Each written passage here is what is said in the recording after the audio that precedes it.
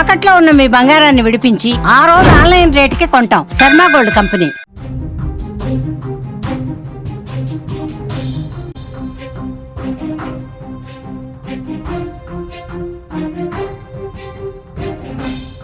భారీ వర్షాలకు ముంబై మునిగిపోయింది. నదులుగా కనిపిస్తున్నాయి అక్కడి రోడ్లన్నీ కూడా. నగరంలో 17.7 సెంటీమీటర్ల భారీ వర్షపాతం నమోదైంది. 5 గల్లంతయ్యారు. 200 మంది వరదల్లో చిక్కుకున్న పరిస్థితి. స్కూల్స్, కాలేజీలకు సెలవులు ప్రకటించింది గవర్నమెంట్. విమానాల రాకపోకలకు తీవ్ర అంతరాయం కలుగుతోంది. అత్యవసరమైతే తప్ప బయటకు రండి, లేదంటే రోడ్ల మీదకి ఎవరూ రావద్దు అంటూ హెచ్చరిక కూడా జారీ చేసింది.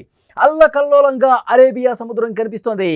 ముంబై వర్షాలకు మునిగిపోయింది. కొన్ని రోజులుగా ఎడతెరపి లేకుండా కురుస్తున్నటువంటి వర్షాలకు ముంబై నగరం పూర్తిగా ముంచెత్తినటువంటి పరిస్థితి ఉంది. నగరంలో వీధులు, రోడ్లు అన్నీ కూడా నదులను తలపిస్తున్నాయి. చాలా ప్రాంతాల్లో వరద నీరు ఇళ్లలోకి చేరుకుంది. ముంబైతో పాటు మహారాష్ట్రలోని అనేక ప్రాంతాల్లో భారీ వర్షాలు కురుస్తున్నాయి. ఈ కుంభవృష్టి వల్ల నాందేడ్ జిల్లా ముఖేష్ తాలూకాలో 5 గల్లంతయ్యారు. సుమారు 200 మంది ఈ వరదల్లో చిక్కున్నారు. వాళ్ళని రక్షించేందుకు రెస్క్యూ ఆపరేషన్స్ సాగుతున్నాయి. ముంబై నగరంలో సోమవారం ఒక్కరోజే 17.7 సెంటీమీటర్ల భారీ వర్షపాతం నమోదైంది. విజువల్స్లో ఒక్కసారి మీరు చూడొచ్చు. ముంబైలో ఉన్నటువంటి ప్రధాన రోడ్లన్నీ కూడా, ప్రధాన కూడళ్లు ఏ విధంగా చెరువులను తలపిస్తున్నాయో చూస్తున్నాం. స్కూల్ పిల్లలు ఎంత ఇబ్బంది పడుతున్నారో మనం చూస్తున్నాం. స్కూల్ బస్సులు అయితే మధ్యలో ఆగిపోయిన పరిస్థితి. అక్కడ ఉన్నటువంటి స్థానిక పోలీసులు కావచ్చు, స్థానికులు, అధికారులందరూ కూడా అక్కడ ఆ సహాయ కార్యక్రమాల్లో నిమగ్నమైనటువంటి దృశ్యాలు మీరు చూస్తూ ఉన్నారు. పిల్లలందరూ కూడా నడుములో నీళ్ళు వచ్చేసాయి. ఇంకా ఎల్కేజీ పిల్లలు అయితే పూర్తిగా మునిగిపోయే పరిస్థితి ఉంటుంది. అంత ఎక్కువగా నీళ్లు వచ్చేసాయి. పూర్తిగా రోడ్లన్నీ కూడా చెరువుల్ని తలపిస్తున్న పరిస్థితి. ఇక్కడ మీరు రైల్వే ట్రాక్ చూస్తూ ఉన్నారు. ఈ రైల్వే ట్రాక్ అసలు ఎక్కడైనా కనిపిస్తుందా? రైలు పట్టాలు ఎక్కడైనా కనిపిస్తున్నాయా? ప్రధాన స్టేషన్స్లో పూర్తిగా మునిగిపోయి ట్రాక్లన్నీ కూడా కనిపిస్తున్నాయి. అసలు చెరువులో ట్రైన్ వస్తుందా, నదిలో నుంచి ఒక ట్రైన్ వస్తుందా అన్నట్టుగా అక్కడ దృశ్యం మనకి కనిపిస్తుంది. ప్రయాణికులు తీవ్రంగా ఇబ్బందులు పడుతున్నారు. కొన్ని ట్రైన్స్ అయితే ఆపేసిన పరిస్థితి. అక్కడ ఉన్నటువంటి ఒక ఎంఎంటీఎస్ ట్రైను ఏ విధంగా ఆ వాటర్లోనే, ఆ నదిలోనే రైలు ప్రయాణిస్తుంది అన్నట్టుగా ఏ విధంగా ముందుకు పోతుందో మనం చూస్తున్నాం. చాలా ప్రాంతాల్లో ముంబై నగరం మొత్తం కూడా ప్రస్తుతం ఇదే కనిపిస్తుంది. ఇక్కడ చూడండి, లోతటి ప్రాంతాలు ఏ విధంగా మునిగిపోతున్నాయో. ముంబైలో పూర్తిగా ఆ బైక్లు ఏ విధంగా కొట్టుకుపోతున్నాయో చూస్తున్నారు. లోతట్టు ప్రాంతాలు ముంబైలో చాలా కాలనీస్లో ఇదే సిచ్యువేషన్ కనిపిస్తోంది. వెహికల్స్ అన్నీ కూడా తమ వెహికల్స్ని పట్టుకోవడం కూడా వాళ్ళకి చాలా కష్టమైపోతుంది. కొట్టుకుపోతున్నటువంటి బైకుల్ని పట్టుకోవడానికి శ్రమిస్తున్నారు వాళ్ళు. ఎక్కడా కూడా ఆగట్లేదు. చాలా వేగంగా, బలంగా వరద ప్రవాహం కొనసాగుతుంది. ముంబైలో చాలా కాలనీల్లో ప్రస్తుతం ఇదే సిచ్యువేషన్ కనిపిస్తుంది. చెరువులు, నదులను కల్పిస్తున్నాయి. అక్కడ కాలనీలన్నీ కూడా వరదకి ఎట్లా కొట్టుకుపోతే మేము చూస్తున్నాం.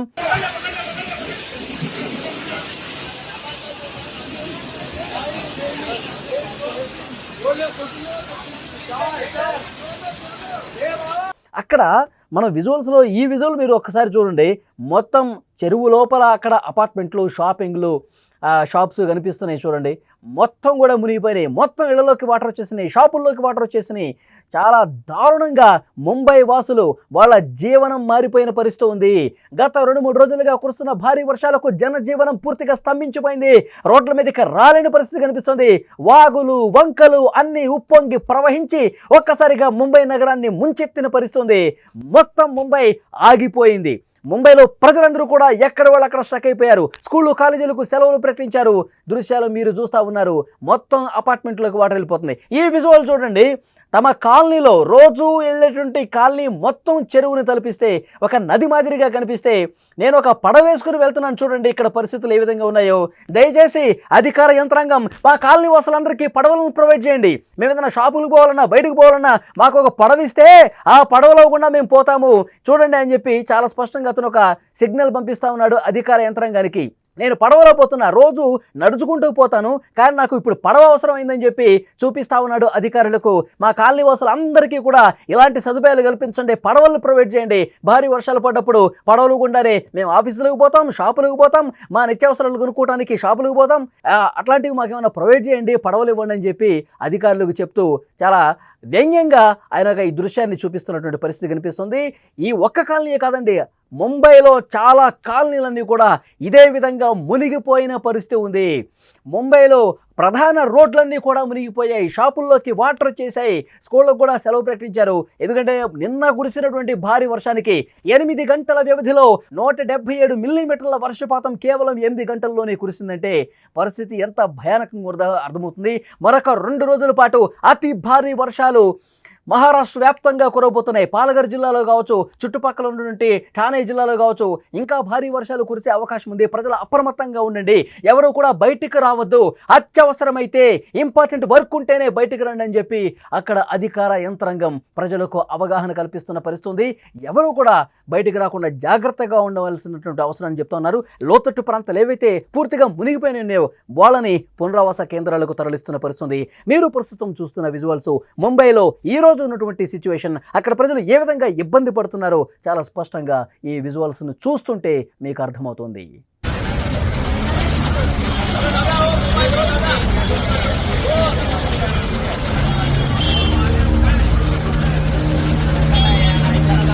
प्लेटफॉर्म क्रमांक 1 पर आने वाली गाड़ी 9:41 की बेलापुर